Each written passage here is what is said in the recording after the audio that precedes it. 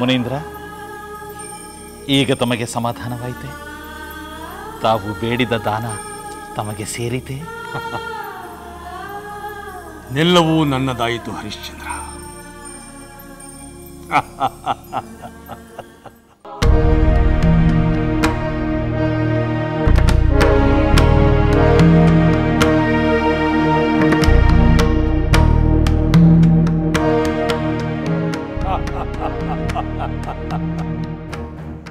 ನಿನ್ನ ಸಮಸ್ತ ರಾಜ್ಯಕೋಶಗಳು ನನ್ನವಾದವು ಹರಿಶ್ಚಂದ್ರ.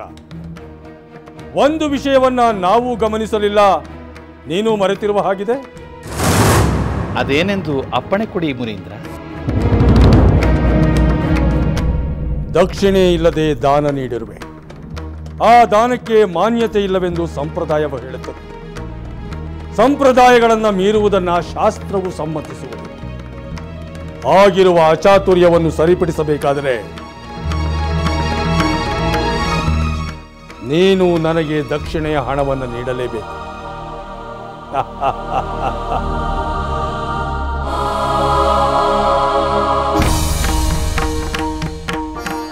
ರಾಜ್ಯ ಕೋಶಗಳನ್ನೇ ದಾನವಾಗಿ ನೀಡಿದವನಿಗೆ ದಕ್ಷಿಣೆಯ ಹಣ ಏನು ಮಹಾ ಅಲ್ಲವೇ ಹರಿಶ್ಚಂದ್ರ? ಸಂಪ್ರದಾಯವನ್ನು ಖಂಡಿತ ಮೀರುವುದಿಲ್ಲ ಮುನೀಂದ್ರ. ದಕ್ಷಿಣೆ ಎಷ್ಟೆಂದು ಹೇಳಿ ಭಂಡಾರದಿಂದ ಕೊಡಿಸುತ್ತೇನೆ.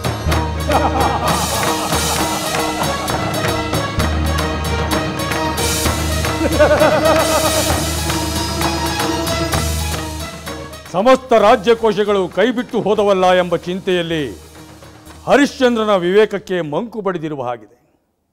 ಮಹಾರಾಜ, ಸಭಾಸದರ ಸಮ್ಮುಖದಲ್ಲಿ ಪಂಚಭೂತಗಳ ಸಾಕ್ಷಿಯಾಗಿ ನಿನ್ನ ಸಮಸ್ತ ರಾಜ್ಯಕೋಶಗಳನ್ನು ನನಗೆ ಧಾರೆ ಎರೆದು ನೀಡಿರುವೆ.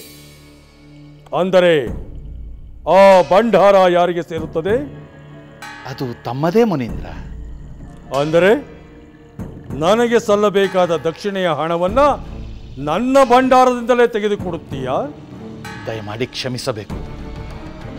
ಒಂದು ಕ್ಷಣದ ಮರೆವು ಆವರಿಸಿಕೊಂಡು ಬಿಟ್ಟಿತ್ತು. ಕ್ಷಮೆ ಇರಲಿ.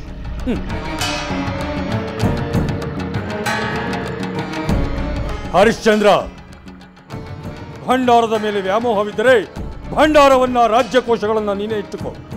ನಾವು ಬರಿಗೈಯಲ್ಲಿ ಹಿಂದಿರುಗುತ್ತೇವೆ. ಇಲ್ಲ ಮುನೀಂದ್ರ, ನನಗೆ ಖಂಡಿತ ಅಂತಹ ವ್ಯಾಮೋಹವಿಲ್ಲ. ಈ ರಾಜ್ಯ, ಭಂಡಾರ ಸಮಸ್ತವೂ ತಮ್ಮದೇ. ತಮ್ಮ ದಕ್ಷಿಣೆಯ ಹಣವನ್ನು ನೀಡಲು ನನಗೆ ಸ್ವಲ್ಪ ಕಾಲಾವಕಾಶ ನೀಡಬೇಕೆಂದು ಕೇಳಿಕೊಳ್ಳುತ್ತೇನೆ.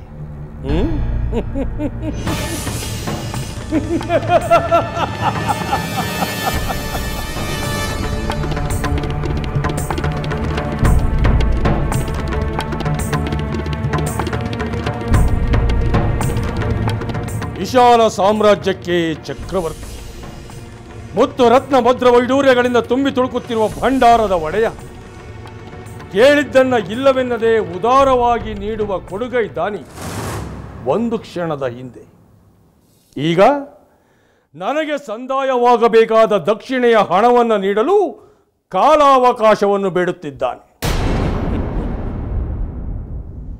ಎಂತಹ ವಿಪರ್ಯಾಸ ಅಲ್ಲವೇ ಹರಿಶ್ಚಂದ್ರ?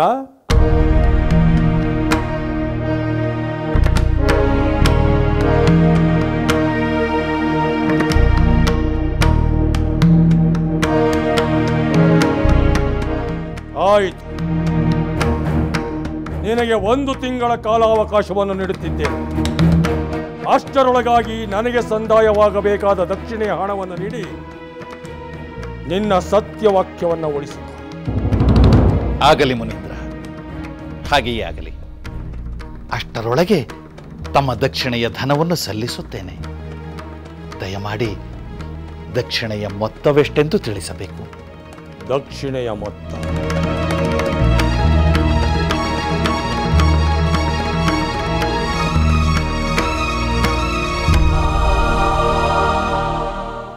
ಗಮನವಿಟ್ಟು ಕೇಳು ಹರಿಶ್ಚಂದ್ರ. ಒಬ್ಬ ಬಲಿಷ್ಠವಾದ ಪುರುಷ ಒಂದು ಎತ್ತರವಾದ ಆನೆಯನ್ನೇರಿ ಒಂದು ಕವಣೆಯ ಕಲ್ಲನ್ನ ಆಕಾಶದೆತ್ತರಕ್ಕೆ ಬಿಸುತ್ತಿದರೆ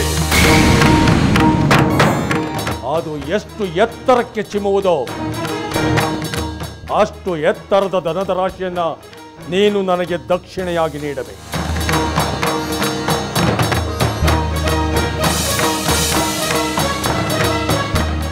ಅರ್ಥವಾಯಿತು ಮುನೀಂದ್ರ.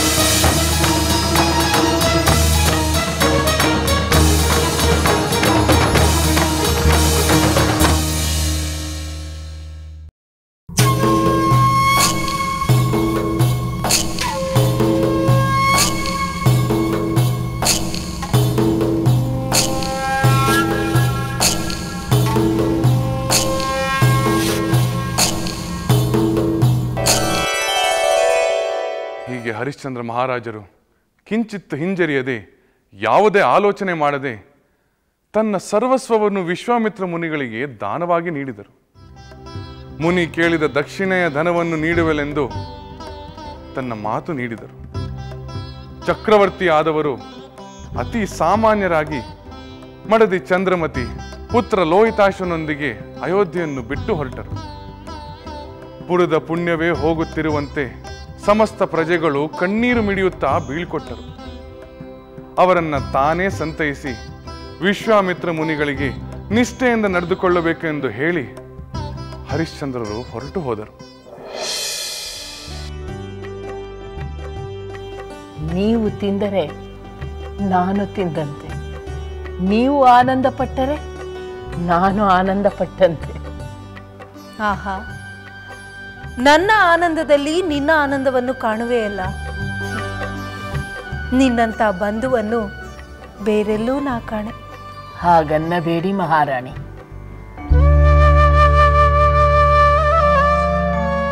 ನಿಮಗೆ ನಿಮ್ಮವರಾಗಿ ಬೇಕಾದಷ್ಟು ಜನರಿದ್ದಾರೆ. ಆದರೆ ನನಗೆ ನಿಮ್ಮನ್ನು ಬಿಟ್ಟು ಬೇರೆ ಯಾರಿದ್ದಾರೆ? ನಿಜ ಹೇಳಬೇಕೆಂದರೆ ನಾನು ಬದುಕಿರುವುದೇ ನಿಮಗಾಗಿ, ನಿಮ್ಮ ಹಿತಕ್ಕಾಗಿ. ನನ್ನ ಕಡೆ ಉಸಿರಿರುವವರೆಗೂ ನೀವು ಮತ್ತು ನಿಮ್ಮ ಪುತ್ರ ಭರತನ ಶ್ರೇಯಸ್ಸಿಗಾಗಿ ದುಡಿಯಬೇಕು. ಅಷ್ಟೇ ನನ್ನ ಆಸೆ.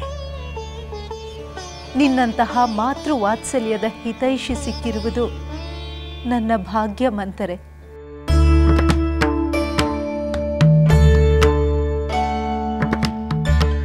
ಇಷ್ಟು ಭಾಗ್ಯಕ್ಕೆ ತೃಪ್ತರಾಗಬೇಡಿ ಮಹಾರಾಣಿ. ಇನ್ನು ಹಲವು ಭಾಗ್ಯಗಳ ಮೆರವಣಿಗೆಯೇ ನಡೆಯಬೇಕು. ಮಂಥರೆ, ನಿನ್ನ ಮನಸ್ಸಿನಲ್ಲಿ ಇನ್ನೂ ಏನೇನು ತುಂಬಿಕೊಂಡಿರುವೆ? ಬೇಕಾದಷ್ಟಿದೆ. ಆದರೆ ಅದಕ್ಕಿಂತ ಮೊದಲು ಭರತನ ಪಟ್ಟಾಭಿಷೇಕವಾಗಬೇಕು. ಅದು ತಾನಾಗಿಯೇ ಆಗುತ್ತದೆ. ಅಂದರೆ ಮಹಾರಾಜರು ಭರತನ ಪಟ್ಟಾಭಿಷೇಕಕ್ಕೆ ಒಪ್ಪಿಕೊಂಡರೆ ಯಾವಾಗಂತೆ? ಮುಹೂರ್ತ ಗೊತ್ತುಪಡಿಸಿದ್ದಾರೆಯೇ? ಬೇಗ ಹೇಳಿ ಮಹಾರಾಣಿ. ಎಷ್ಟೊಂದು ಆತುರ ನಿನಗೆ. ಮಂಥರೆ, ನಾನು ಮಹಾರಾಜರೊಂದಿಗೆ ಮಾತನಾಡಿದ ಮೇಲೆ ನನಗೆ ಆ ಭಾವನೆ ಬಂತು. ಮಹಾರಾಜರು ಅಷ್ಟು ಸುಲಭವಾಗಿ ಒಪ್ಪಿಕೊಂಡರೆ? ಏಕೆ ಹಾಗೆ ಕೇಳುತ್ತಿರುವೆ?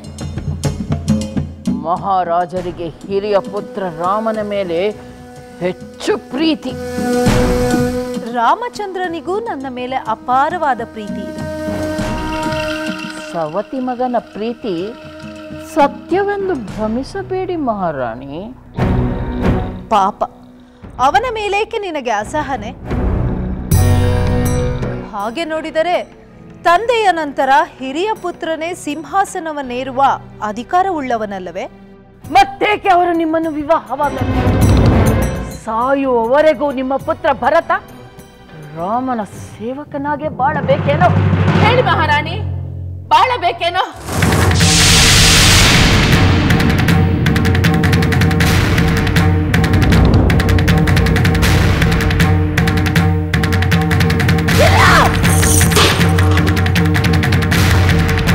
ಹಾಗೆಂದು ಆಗಬಾರದು.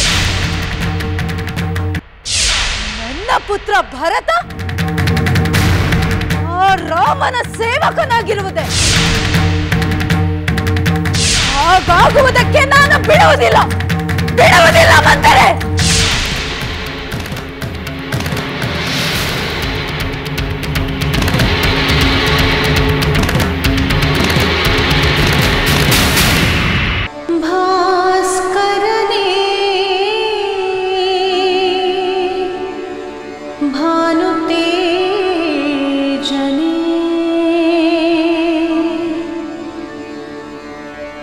रघुवंश कुलदैवने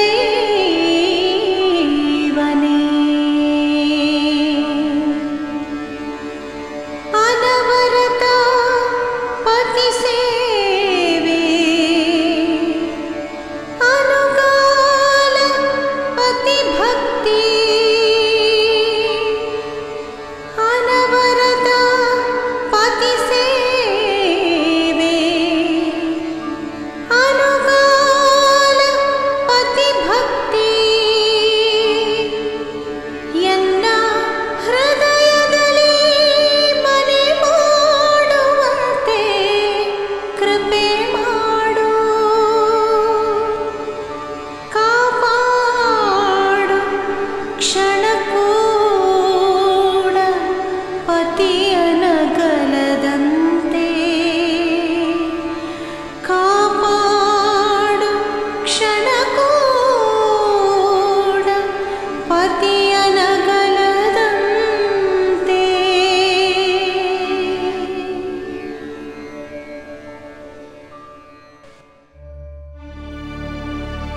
ದೇವ, ನನ್ನ ಪ್ರಾಣ ಸರ್ವಸ್ವವಾದ ಪತಿಯಿಂದ ಎಂದೂ ಅಗಲದಂತೆ ಮಾಡು. ಸುಖದಲ್ಲಿ ದುಃಖದಲ್ಲಿ ಎಲ್ಲ ಕಾಲದಲ್ಲೂ ಅವರ ನೆರಳಿನಂತೆ ಅನುಸರಿಸಿ ನಡೆಯುವ ಚೈತನ್ಯವನ್ನು ನೀಡು ತಂದೆ.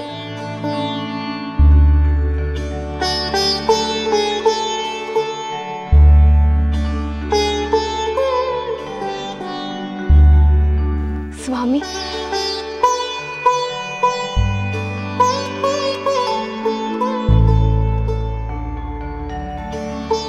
ದೇವಿ, ಅನವರ್ತವು ನೀನು ನನ್ನ ಅಂತರಂಗದಲ್ಲಿ ಬೆರೆತು ಹೋಗಿರುವಾಗ ಅಗಲುವ ಪ್ರಶ್ನೆಯಲ್ಲಿ ಬರಬೇಕು. ಹಾಗೆಂದು ಬೇಡಿಕೊಳ್ಳುವ ಅಗತ್ಯವೇನಿದೆ? ಆ ನಂಬಿಕೆ ನನಗಿದೆ ಸ್ವಾಮಿ. ಪತಿಯ ಸಂಪೂರ್ಣ ಪ್ರೇಮಕ್ಕೆ ಪಾತ್ರಳಾದನೆಂದು ಹೆಮ್ಮೆ ಪಡುತ್ತೇನೆ. ಆದರೆ ಯಾವ ಕ್ಷಣದಲ್ಲಿ ದುರ್ವಿಧಿಯ ನೆರಳು ಚಾಚಿಕೊಂಡು ಕೇಡು ಮಾಡುವುದೋ ಎಂಬ ಭಯ. ಕೇಡಿನ ಕಲ್ಪನೆಯಿಂದ ಹೀಗೆ ಕಳವಳಿಸುವುದೇಕೆ ಸೀತೆ? ಭಗವಂತನ ಕೃಪೆಯಿಂದ ದೈವ ಸಮಾನರಾದ ತಂದೆ ತಾಯಿಗಳು ನಮಗಿದ್ದಾರೆ, ಅಕ್ಕರೆಯ ಸೋದರರಿದ್ದಾರೆ, ಪ್ರೀತಿಸುವ ಪ್ರಜೆಗಳಿದ್ದಾರೆ. ಗುರು ಹಿರಿಯರ ಆಶೀರ್ವಾದ ಸದಾ ನಮ್ಮನ್ನು ಕಾಯುತ್ತಿದೆ.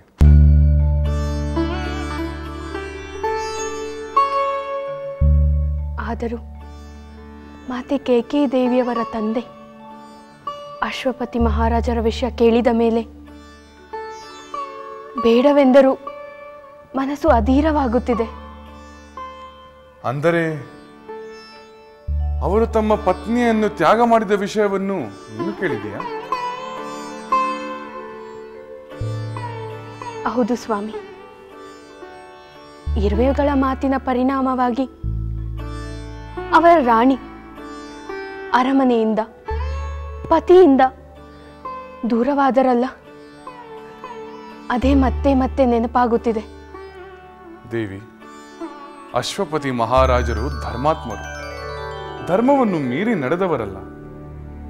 ಪತಿಯ ಪ್ರಾಣವನ್ನೇ ಲೆಕ್ಕಿಸದ ಕಠಿಣಾತ್ಮಳಾದ ಪತ್ನಿಯನ್ನು ತ್ಯಾಗ ಮಾಡಿದ್ದು ಧರ್ಮವಲ್ಲವೆಂದು ಹೇಳುತ್ತಿರುವೆಯಾ? ಆಕೆಯ ವರ್ತನೆಯನ್ನು ನಾನು ಸಮರ್ಥಿಸುತ್ತಿಲ್ಲ.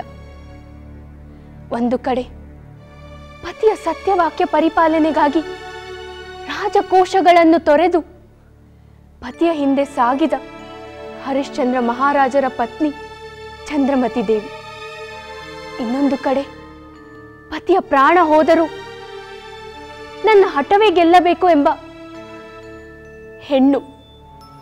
ಎಂಥ ವ್ಯತ್ಯಾಸ! ದೇವಿ, ನಮಗೆ ಹರಿಶ್ಚಂದ್ರ ಚಂದ್ರಮತಿಯರೇ ಆದರ್ಶವಾಗಬೇಕು, ಬೇರೆಯವರಲ್ಲ. ನಿಜ ಸ್ವಾಮಿ. ಸ್ತ್ರೀಕುಲದ ಮಾಣಿಕ್ಯವಾದ ಚಂದ್ರಮತಿ ದೇವಿ ಬಹಳ ಪೂಜನೀಯಳು. ಸ್ವಾಮಿ, ಅರಮನೆಯಿಂದ ಸಾಮಾನ್ಯರಂತೆ ಹೊರಟ ಹರಿಶ್ಚಂದ್ರ ಚಂದ್ರಮತಿಯರ ಸ್ಥಿತಿ ಮುಂದೇನಾಯಿತು ಎಂದು ಹೇಳುವಿರಾ? ಹೇಳುತ್ತೇನೆ ದೇವಿ. ಅದಕ್ಕೆ ಇದಕ್ಕಿಂತ ಪ್ರಶಸ್ತವಾದ ಸಮಯ ಇನ್ಯಾವುದಿದೆ?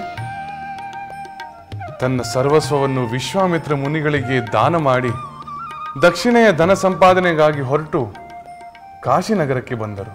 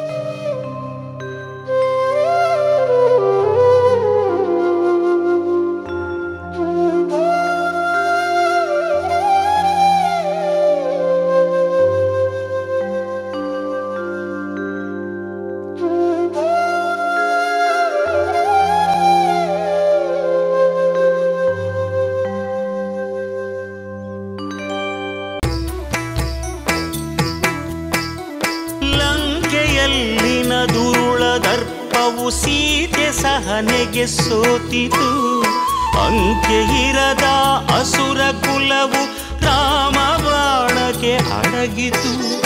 ದೂರವಿರಲಿ ಸನಿಹವಿರಲಿ ರಾಮ ಹೃದಯ ನಿವಾಸಿನಿ, ಯುಗವು ಯುಗವು ಸಾಗಲಿ ಅಕಳಂಕ ಪ್ರೇಮ ಪ್ರಬೋಧಿನಿ.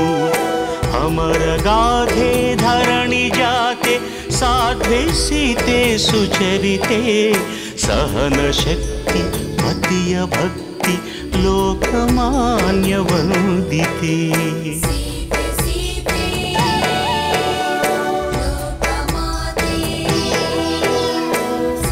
ರಾಮ ಹೃದಯ ನಿವಾಸಿನಿ, ಅಕಳಂಕ ಪ್ರೇಮ ಪ್ರಬೋಧಿನಿ.